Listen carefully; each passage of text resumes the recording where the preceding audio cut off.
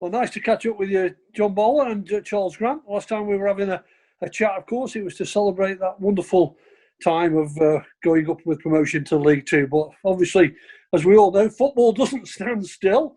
And you're busily preparing, John, for a new season. How things have been developing since quite a lot of lockdown has been removed? Well, it's not easy. I would say that there's been a lot of challenges facing not just us, but all the clubs. I think the Football League with Rick Parry has done a terrific job together with those people representing the football clubs. And they're putting a lot of effort in and being successful in many ways of trying to get some clarification and trying to get, the road ahead.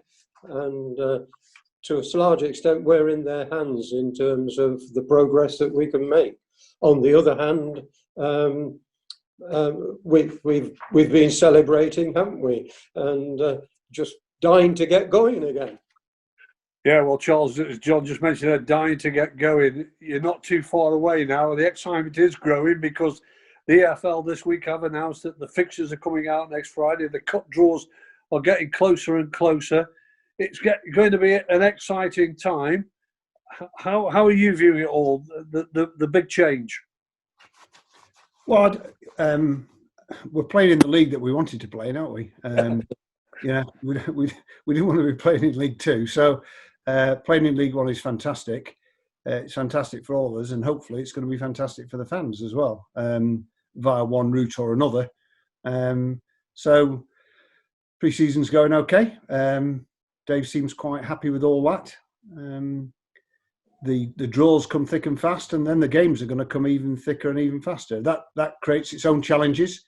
The academy has got a full under-23 fixture schedule to undertake as well. Then we've got the leasing.com, the League Cup and the league all in the first few weeks. So the players will be busy. Your voice will be busy as well, Graham. So looking forward to it. The supporters have really got on board over this last couple of years. There's a good feeling about the place. It seems as though they're with everything that you're trying to do. And I think one thing that's really developed over these since March, really, when everything was sort of closed down, then the weeks have gone by. Your season ticket response has been brilliant. You're well over 2,000 supporters taking the season ticket, Charles. Yeah, I mean the support we've had from the fans has been fantastic, and I think they realise that. I agree with John. I don't think there was any danger of it sort of all disappearing. But the date at which we were going to start was always a concern. I mean, at Crewe, John and I have always felt that we need to start playing as soon as we can, not later. But the fans have realised that all of those machinations cost us money, and as long as we're not playing football and people aren't coming through the gates, we don't earn any money, and that's not good news. And they've supported us by buying their season tickets, and that's been absolutely fantastic. And just to follow up on the point that John made, the EFL has also made it has eased the pain by they've brought forward most of our payments. Now that gives us a problem at the back end, further on into the year. But at least for now, they've helped us tremendously, to get to this point and to start the season and to start playing probably without fans. And the season tickets that the fans have bought have helped us do that. And, we hope to repay that both on the pitch and what we can offer them, with the season ticket. We can ease that financial problem that you might have at the back end of the season quite easily, Charles and John. There's an answer easily. Get the manager, Mr. Hartel and Mr. Ludd, to take you to the Championship. Yeah, I've suggested to him already. It was a good idea. I told him there was a packet of biscuits on it if he could get us. He was up for another packet of biscuits. Yeah. Hey, and Charles has always does his betting with betting people £1. So at least I think if we got promotion, he might give him £2. Yeah, he might make £1. He's done very well. Anyway, Graham. Yeah. Anyway, talking about the fans of what support you've had, what have you got the latest between yourself, John and Charles, of fans attending games at the Alexander Stadium? What is the latest? You want me to take that, John, or do you want to do it? Yeah. I mean, the honest answer is that we have no definitive answer. And as you know, I mean, the government announced on Thursday that the plans to bring people into public venues is on again, which is great news. The Football League is planning a worst case, which is not very palatable, frankly. It's well down the line. But in terms of the practical planning they've asked us to do, we're looking at having fans in the stadium as early as the start of October. There might even be the odd club, guinea pig club or pilot club, who might even take them on the 12th of September.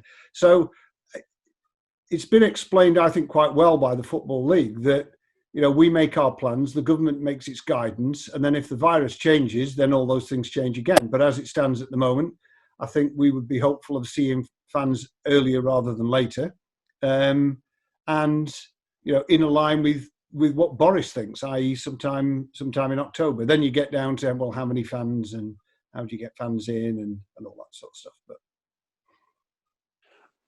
how are you going to implement it when it's allowed, John? What changes have you been told you have to do? How will the ground be, and how will people come in and go out, basically? Well, we're still working on those, way down the road. But as Charles said, it's changeable.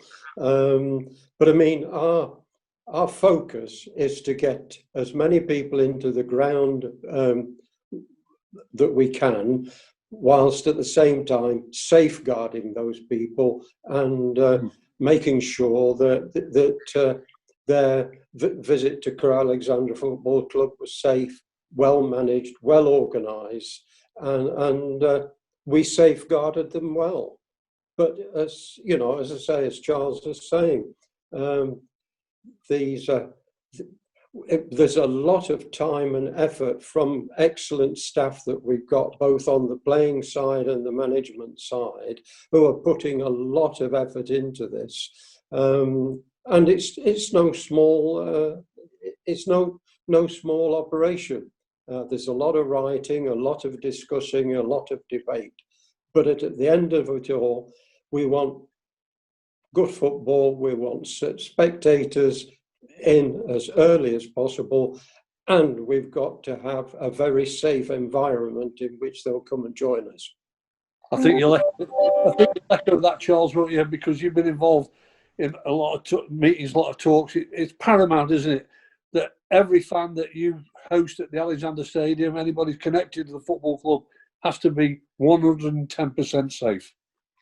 I think football's demonstrated from the top down, Graham. You look at the Premier League, and I think football's making a pretty decent fist of it. And we work together with the council, the government's stadium group, the Football League, all the other clubs, and we've got a pretty decent plan. I mean, what you can never plan for is if all of a sudden Crewe goes into lockdown in 3 weeks' time. Well, that changes everything. But assuming that doesn't happen, we would hope to start the season offering some kind of streaming service, and within a few weeks, get people into the ground in line with guidance, and that's the 1.5 to 2 metre distancing. We've got templates that the ticket office has been drawing up with Ticketmaster as to how many seats you can actually get occupied and all that kind of stuff. All that's been done on computers. It's all been worked out. Hopefully, it'll stand the test of both what happens with the virus and the regulations. So we're hoping that we'll get to play soon. People get to see us play reasonably soon, and they'll get to come and watch us in person, in reasonably short order. But all that's got to be done within the safeguard, within the guidance that we're given for safety. Obviously, you've said you want to get every supporter in, as many as you can, and that will include in time away fans. But it does look at the moment as though the first option is going to be home fans coming in. but it could even include home fans who don't want to go. Will there be streaming options like there was in the midweek games last year? They were streaming your games live that people could purchase. Is that still an option that could happen? Yes, and that's part of the planning, because we want to be able to, if we can't get them into the ground, we want to give them to have access to as much Crewe Alexandra football as we possibly can. So streaming is a very much part of what's doing, and again, that's back to the lead that the Football League is taking, and Charles and his colleagues who are supporting them. So yeah, streaming is very important to us, and obviously,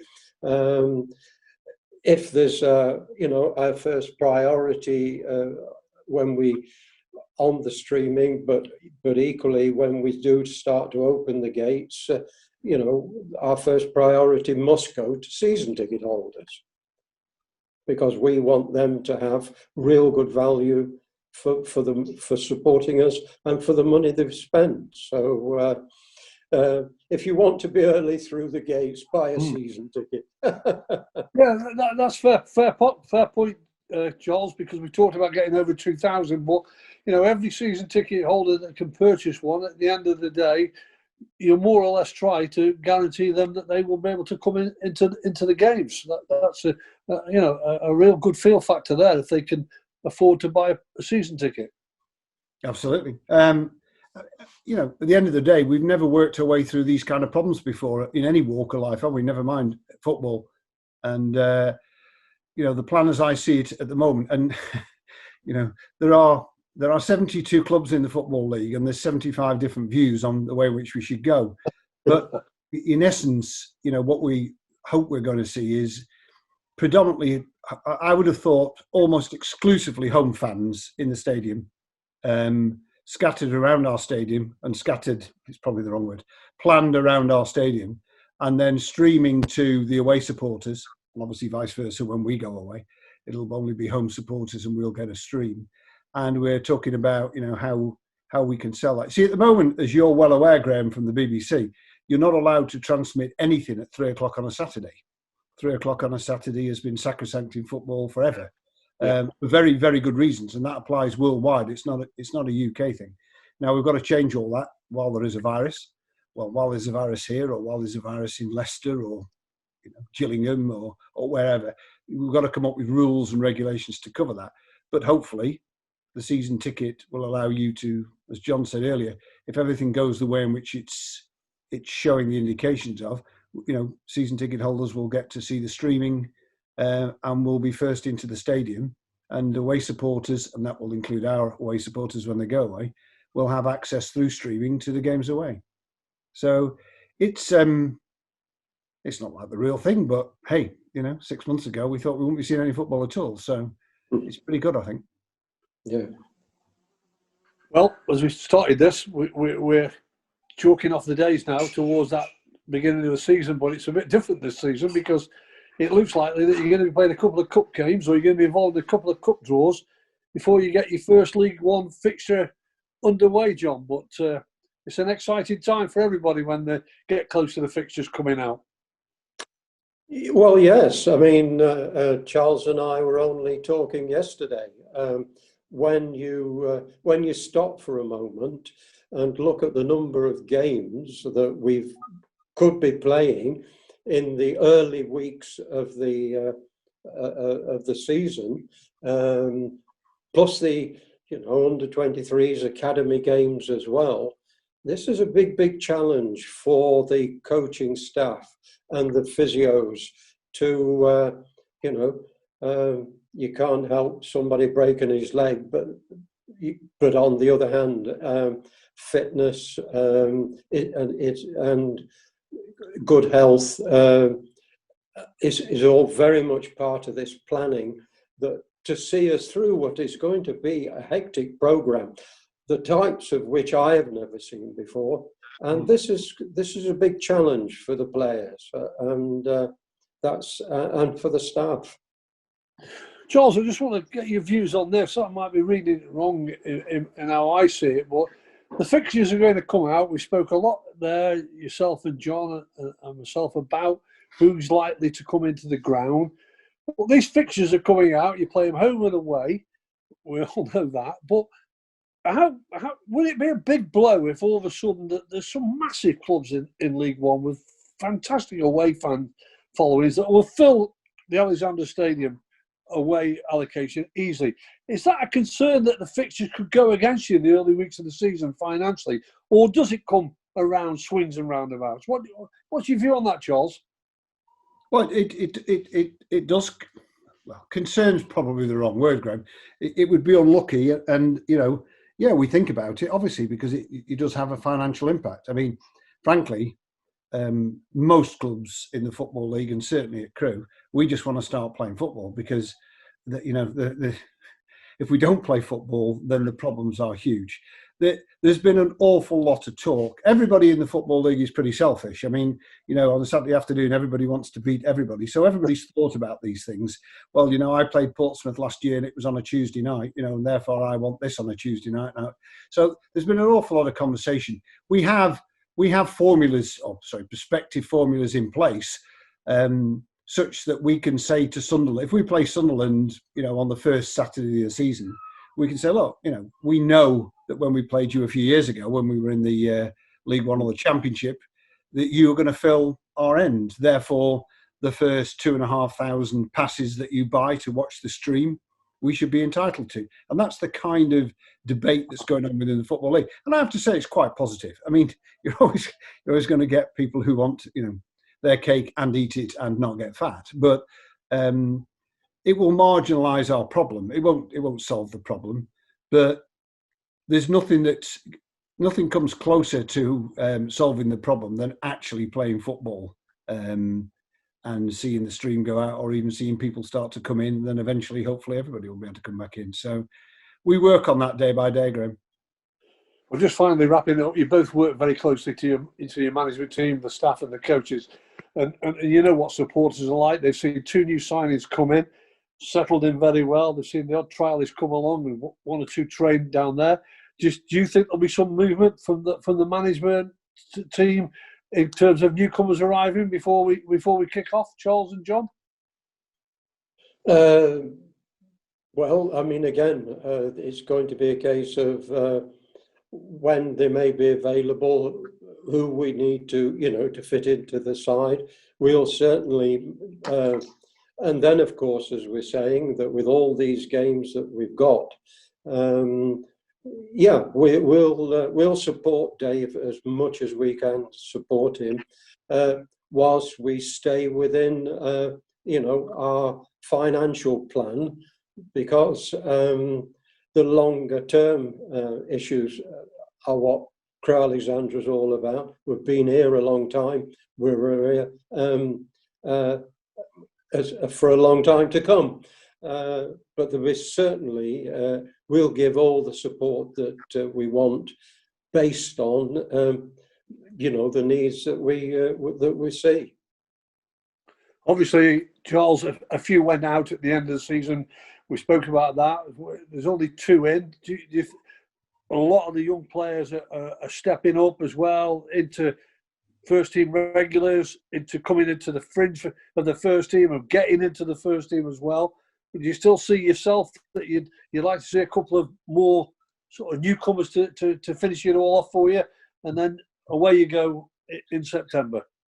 I'm a bloke who sits in the stands, Graham. I don't, Dave works within his budgets, and Dave's the man who puts the team together, and Dave's the man who and puts them at, the 11 out on a Saturday afternoon. I think he's done a terrific job of, when he was playing some of the youngsters 3 years ago, and we were down towards the bottom of League Two. It was hard going. I mean, now some of those youngsters have got 100 games under their belt, and they look very good. The people we let go were fantastic for us. Paul Green was an absolute pride to his profession, and Michael Nottingham, as we know, went back, part of a loan. So the guys who, if you like, we let go, was more a logical thing really than strictly a playing thing. Dave has always known, we started talking before the end of last season, John and I and the board and David, about, what his budget would be, and he'll work within that.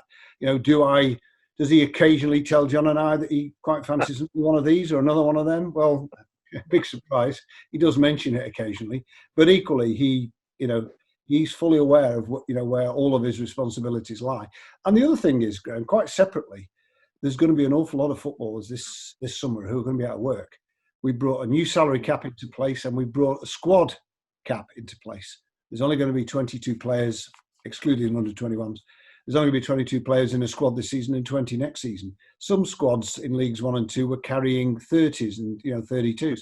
So there'll be an awful lot of players out of work come, September the 12th, if you like, when we start to play the league season. So, you never say never, do you? But that's down to Dave. Wrap it up then, both of you, in a short few words. Your message to the fans. You first, Charles, and then finish off with John. Well, I on my behalf, and John and the board, I mean, we're just grateful that people are supporting us, both in terms of what they write in and say, and obviously through the turnstiles, and since the kit's gone on sale in the shop, through the shop. I think the fans understand. They know that that times are hard, and we've tried very hard during the lockdown with our own fans and with our own employees to try and keep Crewe Alexandra on a level keel. And they're a big part in making sure we've been able to do that, and we have. So, I mean, let's be honest, starting to play football is just a bonus now. And I say that as a fan, and I know all the fans who are watching will certainly say that, the sooner we can see it, the better, in whatever form. John? Yeah, well, we've always said and always will say that this club of ours belongs to the local community. We're a community club that's owned by the members of the area.